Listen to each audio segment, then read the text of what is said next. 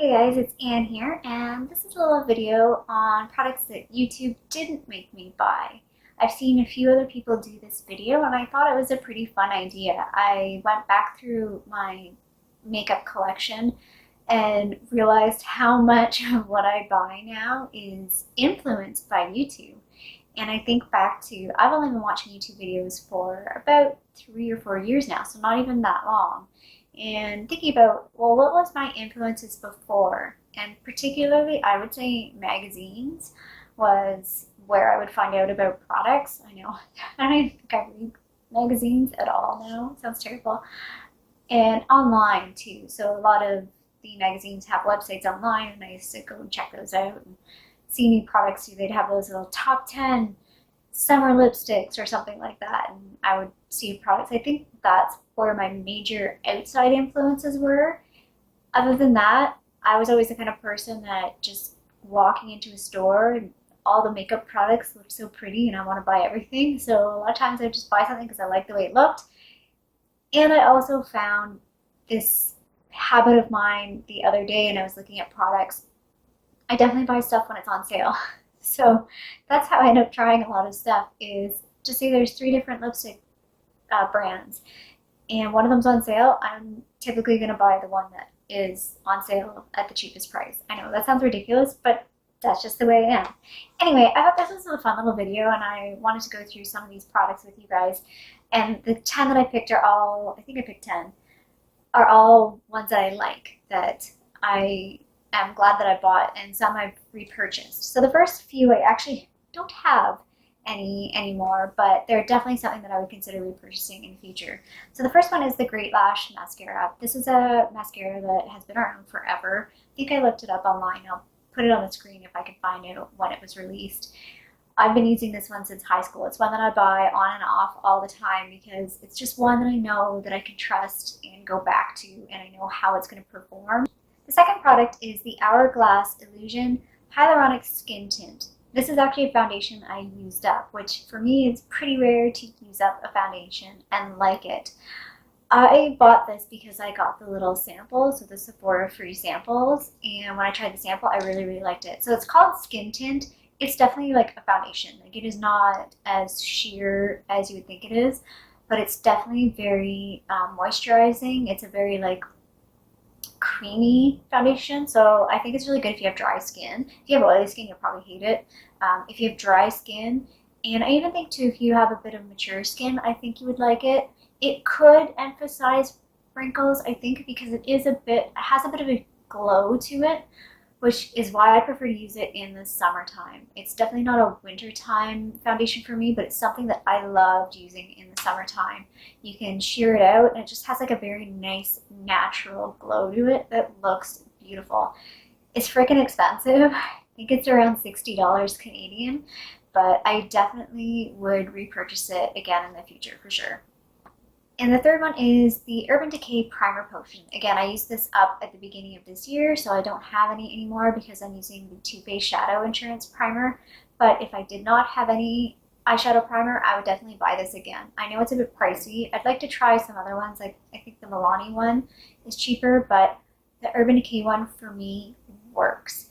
Again, I'm trying to figure out how I learned about using primer, because I had that primer for definitely before I watched YouTube, but I just don't know where I found out about it. I want to say like an online magazine, and for me it was a game changer. I had, no, not so bad now, but I definitely have oily eyelids, and the eyeshadow just never stayed on. It always creased. It would always be all over my face by the end of the day, and as soon as I found the Urban Decay Primer Potion, like game changer, my eyeshadow actually stayed on my eyelids. It was like revolutionary. It's one of those products, like there's a lot of products out there that it's like, you can skip here and there. For me, eyeshadow primer, because of having oily eyelids, is definitely something that I need. Next up is the NYC bronzer, and this one is really old. I'm not even sure they sell this particular one anymore. I know that there's another NYC one, but I think this is even, I don't even think that's what this one is. The one with the little sun in it. This though, I really like. And again, it's one of those things that I think I just somehow, probably in a magazine, read about bronzer and thought bronzer is a great idea, especially in the summertime. and this one's a really good one for the summertime. It does have a bit of sheen to it, but it's got that sort of red tint to it that looks very natural in the summertime, like the way the sun would sort of give you that much warmer glow. I find a lot of the bronzers that I use, like the Laguna one or the Physicians Formula one, they're a bit more on the brown side, so they're kind of that borderline bronzy contour type shade. Whereas this is definitely like bronzer, like the sun has hit your face bronzer. So I don't have the packaging anymore because I put these in my Z palette, but I have the Maybelline eyeshadows. So the very first eyeshadow that I bought was a Maybelline single eyeshadow, and it was this sort of, I don't want to say it wasn't sparkly, it was like a satin finish, taupe color. And I love that eyeshadow, and I can't find it anymore. I don't think they sell that shade anymore, which breaks my heart a little bit because I've been trying to find that shade ever since. It's like a brownie taupe, sheen satin kind of color. And yeah, I had that in high school. So Maybelline eyeshadows has been something that I've always picked up and I've always liked. I haven't bought any of the new ones, but I would like to try. I think there's those city ones that are good, and I haven't tried any of the bigger palettes from Maybelline. So Annabelle lip liners. Again, I definitely bought, like this is the third one I've had. I've had 3 or 4 others that I've either finished up or had to throw it out because they've dried out. But I've been buying these on and off for years because Annabelle it's a little bit more expensive now, but it used to be much more pricey, like in the NYC price range, and they do go on sale. So again, habit, buying the lip liner that's on sale, but I do like these, so I've gone back and repurchased them again and again. I don't know if Annabelle is available anywhere outside of Canada, so I'm pretty sure that's why I just never hear about it on YouTube, because I don't know how easily available this brand is outside of Canada. Next up is this Tarte Muse cheek stain. I'm not sure if I've ever heard anybody talk about these cheek stains. Mine looks terrible because I use a brush, the e.l.f. stippling brush on top to blend this out. I bought this as part of a kit on HauteLook, and I was just curious to try it. Back in the day when I danced, my mom had this cream blush thing. I want to say it was Revlon, maybe. It smelled terrible. It smelled like that that chemically makeup cosmetic smell that, like, I think a lot of L'Oreal products smell like that. And it was like this fuchsia pink, and she used to just like slather that thing all over my face. So I don't know why, but I was kind of curious with this cheek stain. I'm like, I wonder if they're all like that, if they're all really bad. They're not all like that, and application is everything when it comes to cheek stain. And I do like this in the summertime. Again, when I'm going for a light, no makeup look, using a cream blush just blends so nicely compared to a powder blush that it really does sort of seamlessly blend into your skin. I am wearing it today. I feel like I'm pretty washed out on camera today, so I'm not sure if it's even that noticeable, but anyway, I really, really like this. So Julep products. So I have 2 right here. These are actually 2 lip products. This is a lip oil in Obsessed, and this is one of the matte lip mousses in Pucker Up. I'm not even sure how I heard of Julep. Again, might have been a magazine thing, might have been an email, might have been an ad, but I had heard of the nail polish subscription. So when I subscribed to Julep, they didn't even have any makeup, I don't think, at the time. It was strictly nail polish, and it was not a bad deal. You get 3 nail polishes for $19.99, I think. I think it was 3 nail polishes, or maybe it was 4 products, like 3 nail polishes and like a little something else, because I have like a cuticle oil and a bunch of other different things from Julep. I have a lot of Julep things prior to their makeup. Like, I have some makeup products, but not that many, because they really didn't have a lot of makeup products when I had the subscription box. So again, that's something that I bought with no influence from YouTube at all. The only reason why I stopped was I just found that I was just spending the money because I had the subscription. I liked that you could skip a month, so you didn't have to buy anything, but I found that I'd skip a few months and be like, oh, I should probably buy something. I haven't bought anything in a while. No one cares. My one kind of annoyance with Julep is I think it's available in stores now. I want to say Ulta maybe, but it's not available in any Canadian stores as far as I know. And I'm pretty sure the CEO or the founder or the owner is Canadian. It's like, what gives? You're Canadian, so maybe you could put Julep in stores here. That'd be real nice. I mean, I get why Canadian business owners would go to the States. You have a way bigger market, way more people buying stuff. But, you know, you're going to be making your money in the States. Can you just please sell some things in Canada too? Don't forget your homies up here in Canada, please. Anyway, I do like the Gila products, but I probably would never buy, like, I think the nail polishes are like $14.99 or something, full price. No, that's hella overpriced. But, you know, for $6 or $7, it's definitely worth it, but not $14.99. And again, the nail polishes are hit and miss. Some are really good and some are not that good. Anyway, I do like the Julep products. Wish more of the makeup products were available in the stores here. So Revlon lip glosses. I don't think I've heard anybody ever talk about these on YouTube. This one you can see it's like all the way down here. And when I have a lip gloss or any lip product that is almost done, that shows you that I really like that. Really like them. This one is in the shade 215, Supernatural. Again, why I bought this was because it was on sale.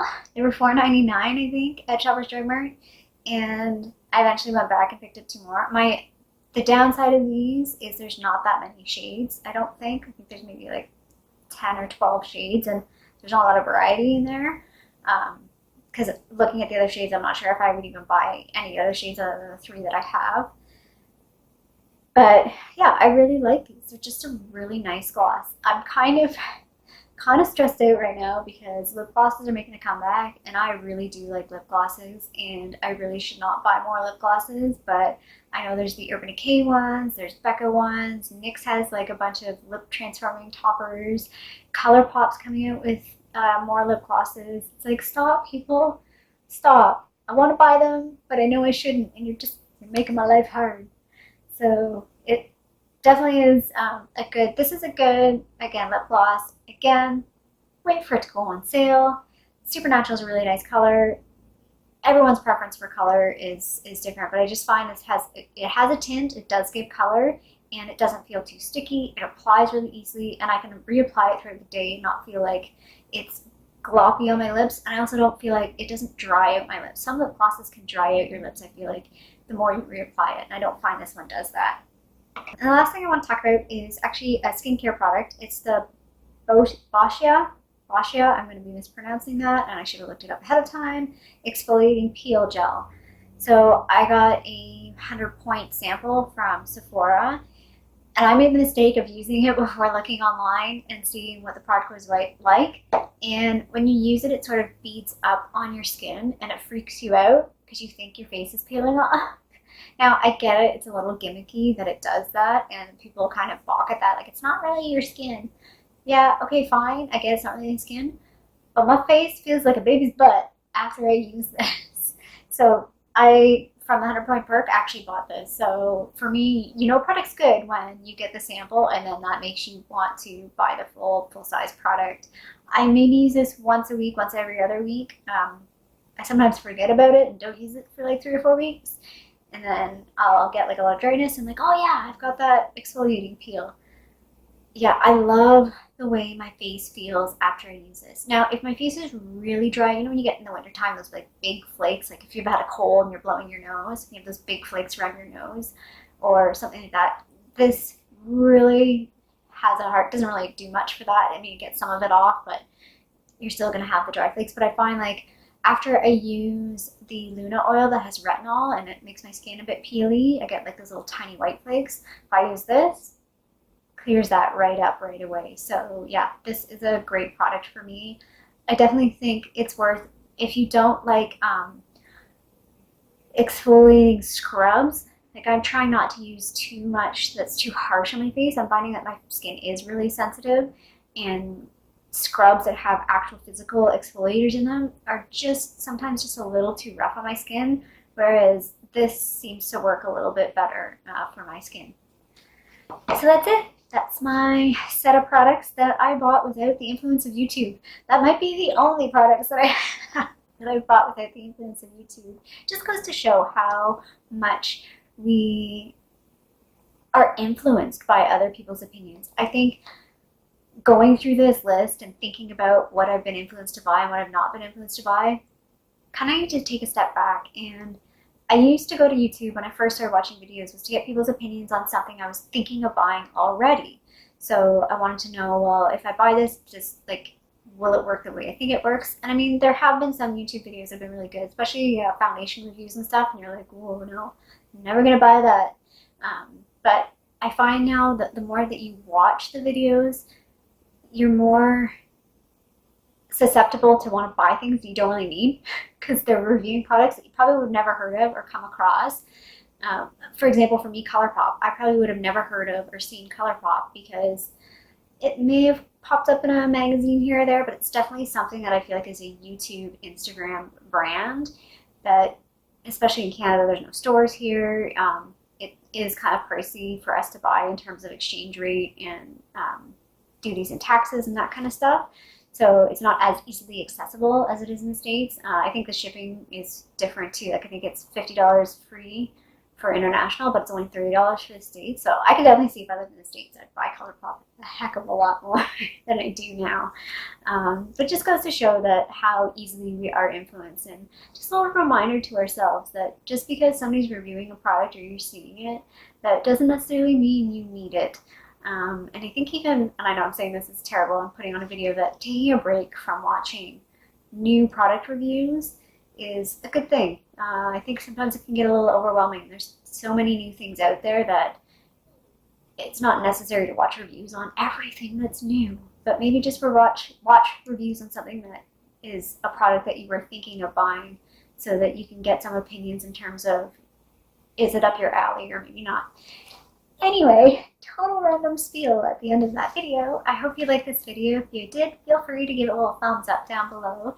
And if you do want to see more videos from me in the future, please subscribe. I hope to see you sometime soon. Bye.